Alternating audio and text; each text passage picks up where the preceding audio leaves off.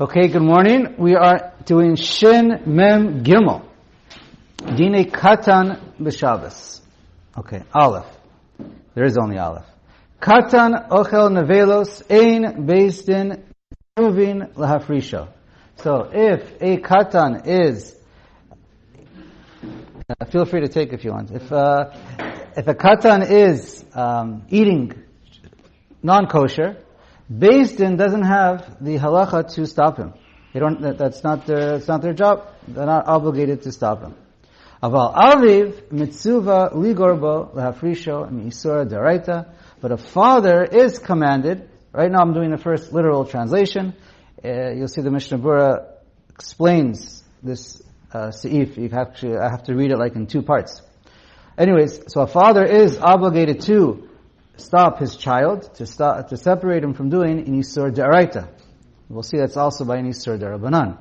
Ulha'achilo b'yadayim, and to actually feed it to him and put it in his mouth or put it in his hands to eat, asur afilu dvarim she'asurim midivrei sofrim.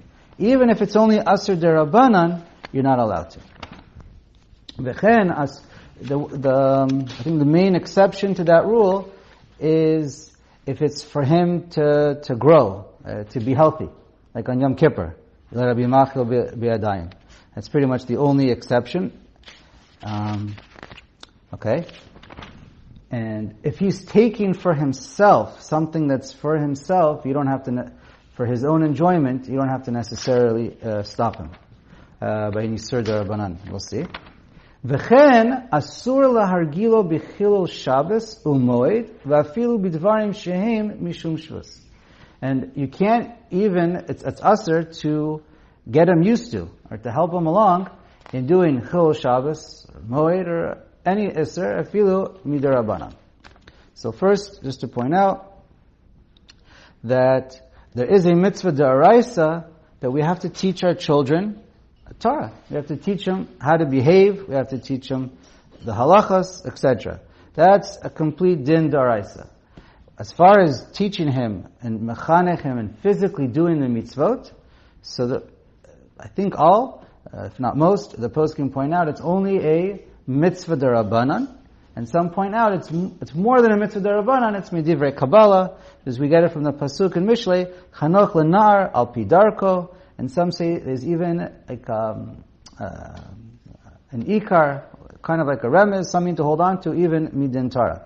Obviously, it's the Ratzon Hashem on a level of midaraisa, but it doesn't have the same status as the din daraisa.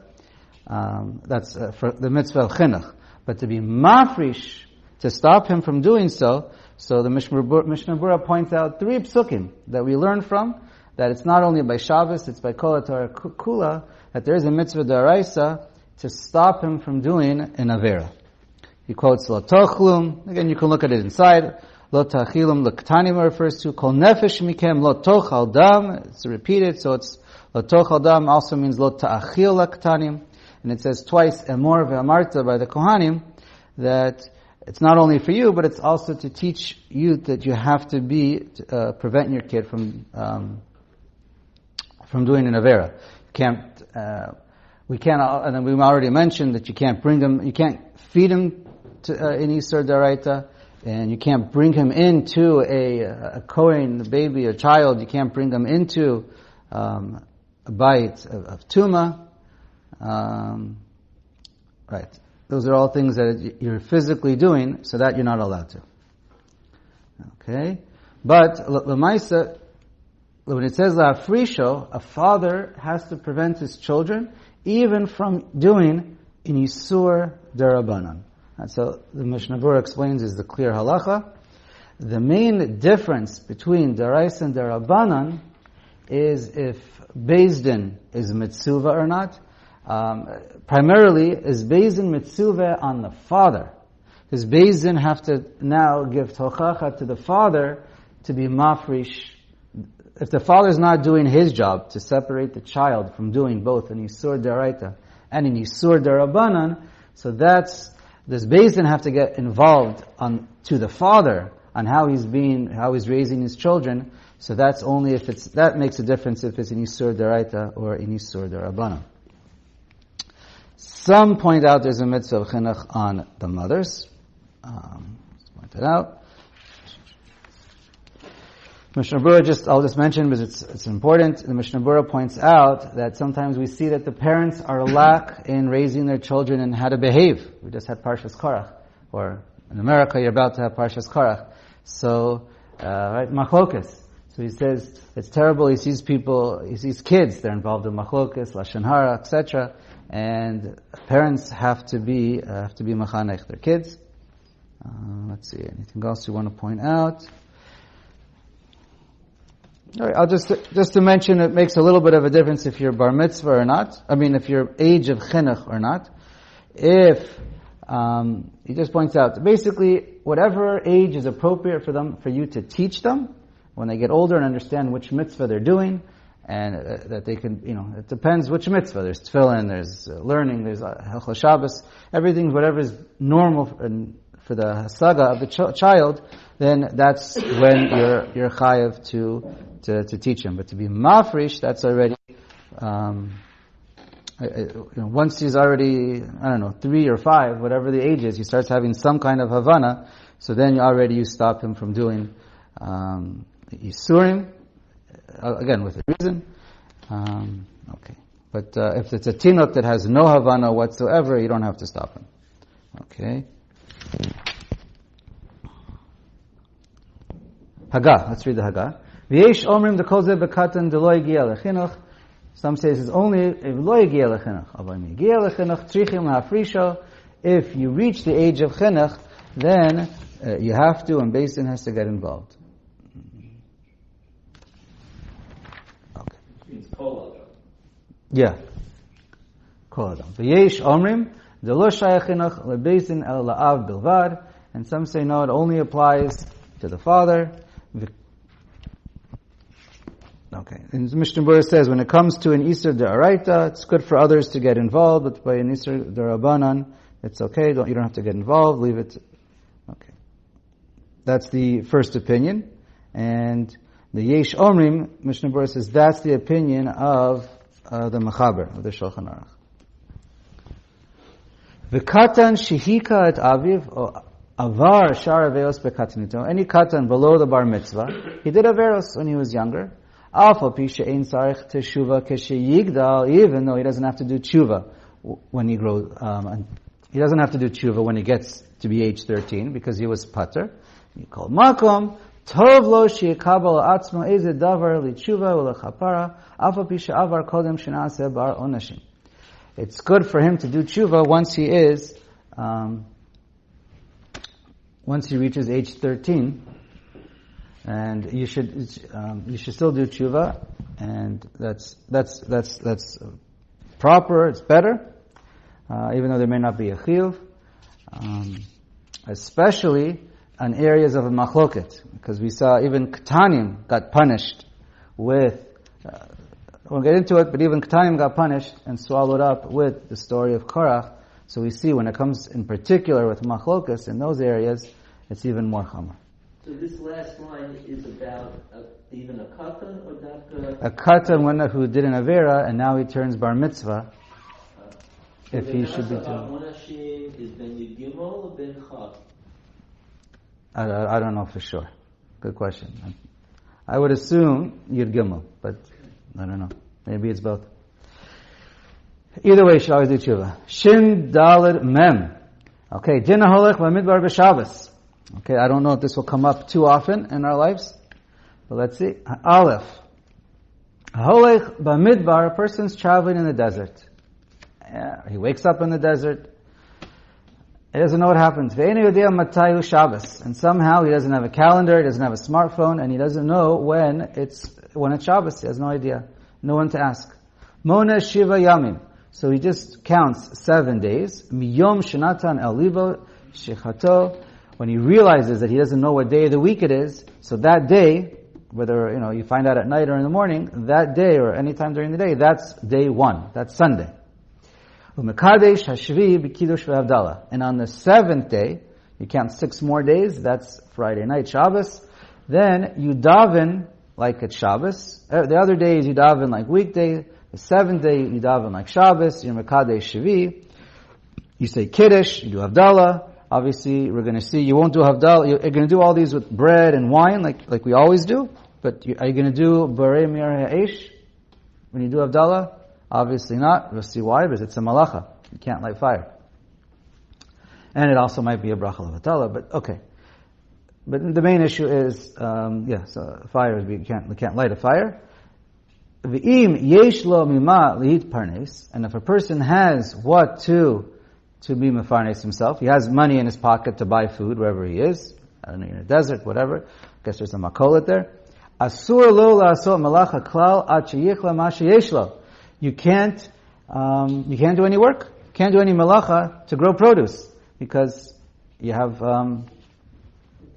you can't do any malacha at Shabbos. You have to be worried that every day is Shabbos. Mishnah Berurah points out, Rov Yamim it's Chol, but because Shabbos, everyone knows Shabbos, and Shabbos is so staple in our lives, it has a din of Kavua. And Kavua has a din of Mechza Dami, and therefore you don't say Rov, you say it's an equal suffix, and therefore you have to be Machmer. He points out that when it comes to the brachos of Kiddush and Havdalah, you should go after Rov. But Chazal did not want us to forget about Shabbos, so therefore, even though you should go after Rov for the bracha parts in the davening, we treat it like Shabbos because we want to have a zikaron, so we don't forget.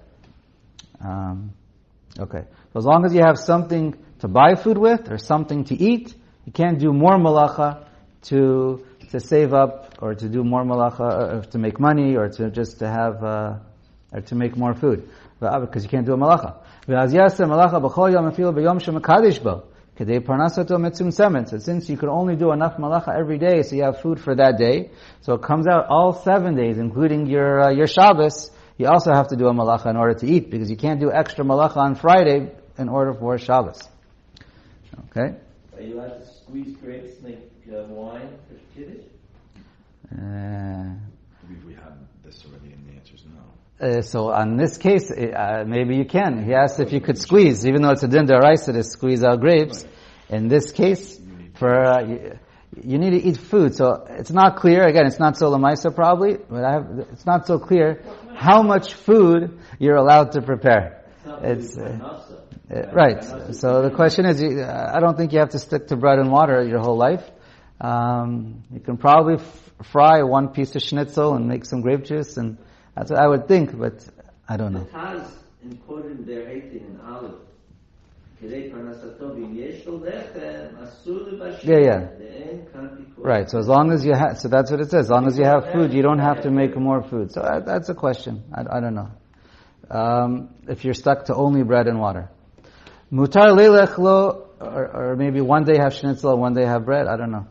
Mutar leilech bo bechol yom, and you're allowed to keep walking on every day. Afil b'yom shemakadesh bo, because otherwise you're never going to get home.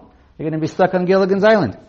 So you need to be a chance. So every day you're allowed to go, and you don't have to worry about. And then also by other Isurei Derabanan of Shvus, all week you're allowed to do Isurei Derabanan.